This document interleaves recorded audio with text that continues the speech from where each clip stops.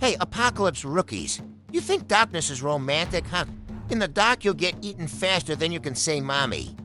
Today, I'll show you how to make light and noise out of crap and scraps, almost literally mix. Saltpeter, sugar, and a bit of charcoal, boom, you've got primitive gunpowder.